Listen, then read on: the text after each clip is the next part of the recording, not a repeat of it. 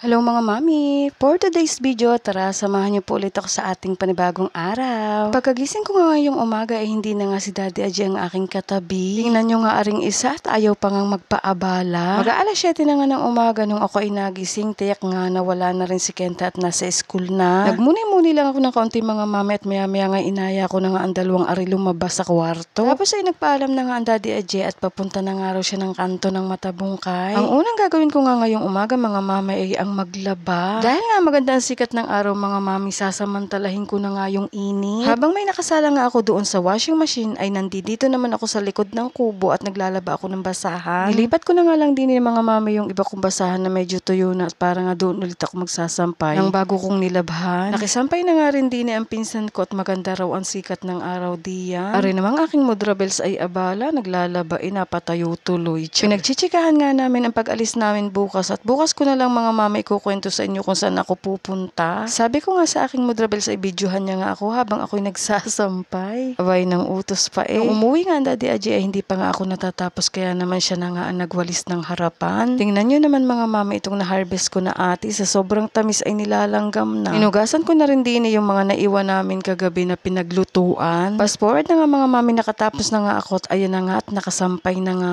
po. Sarap na naman sa pakiramdam na may natapos na naman na labahin. Diba? At relate na relate din naman kayo mga mami. Naiwan ko nga itong higaan namin na hindi ko pa naililigpit. Dahil nga sabi ko mga mami, iuunahin ko nga ang paglalaba at para kako maagang makasampay. Nagpalit nga muna ako ng damit dyan mga mami at sobrang basa nga ng pawis yung damit ko. At syempre ibang kulay naman para halatang nagpalit. Char. Palagi na nga nakasunod itong si Topi sa akin mula nga nung napalo ng Daddy Aji niya. Para hindi ka napapalo ng daddy na.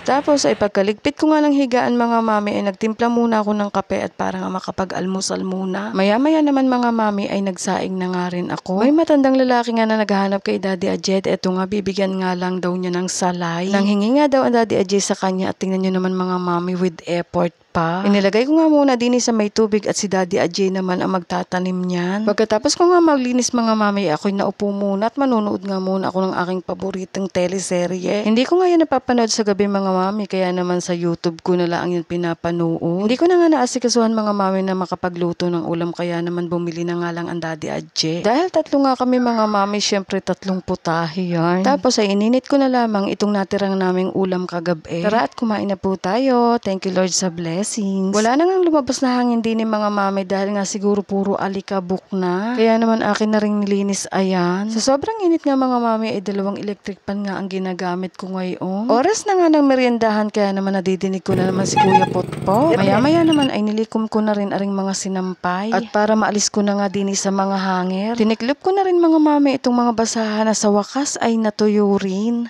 Pero may iba pa rin namang hindi pa natutuyo kaya naman dito ko na isinilong sa may kubo. At baka nga kako umulan pa sa paggabi. Naligo na nga muna ako mga mami bago ako mag-umpisa ng pagtitiklop at sobrang init nga. Abay hapon na ipagkainit pa Bago nga matapos ang video na ito baka naman makakalambing. Baka nga hindi ka pa nakapag-follow. Please follow my page, Mami Cheng Vlog. At yun lang muna ulit mga mami. Thank you for watching. God bless.